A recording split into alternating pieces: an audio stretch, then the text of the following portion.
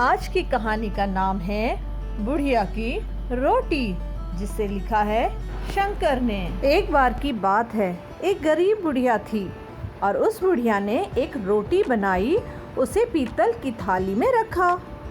एक कौवा आया और उसे लेकर उड़ गया।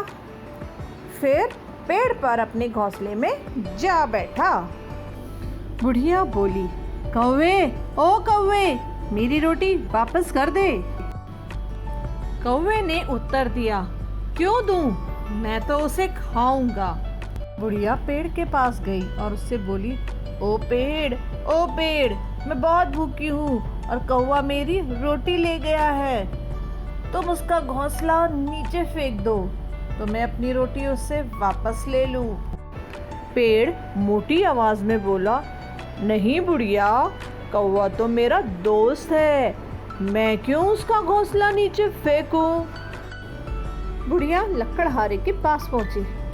ओ लकड़हारे, कौवा मेरी रोटी ले गया है, पेड़ उसका घोंसला नीचे नहीं फेंकता, इसलिए तुम पेड़ को काट डालो। लकड़हारे ने धीरे से पूछा, मैं क्यों काटूं पेड़? उसने तो मेरा कोई नुकसान नहीं किया है। बुढ़िया गुस्सा हो गई और चूहे के पास पहुंची। ओ चूहे, ओ चूहे, तुम मेरे दोस्त बन जाओ।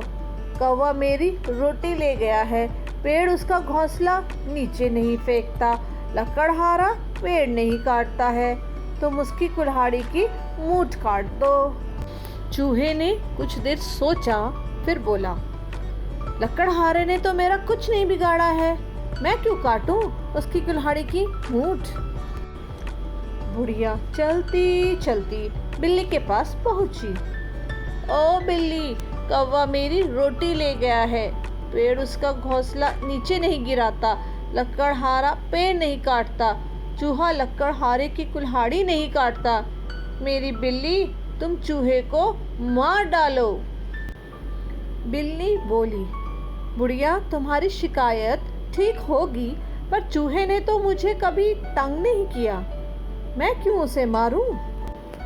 बुढ़िया थक कर अपने कुत्ते के पास गई। उसने उसे प्यार से थपथपाया और कहा, मेरे कुत्ते, मेरे दोस्त, क्या तुम भी बिल्ली को नहीं मारोगे? कुत्ते ने अपनी दुम हिलाई और कहा, क्यों नहीं, जरूर मारूंगा। कुत्ता बिल्ली के पीछे भागा। बिल्ली चिल्लाई, मुझे छोड़ दो भाई, और वह चूहे के पीछे भागी। चूहा चिल्लाया, बिल्ली, बिल्ली, मुझे मत मारो, मैं अभी जाकर लकड़हारे की कुल्हाड़ी काटता हूँ।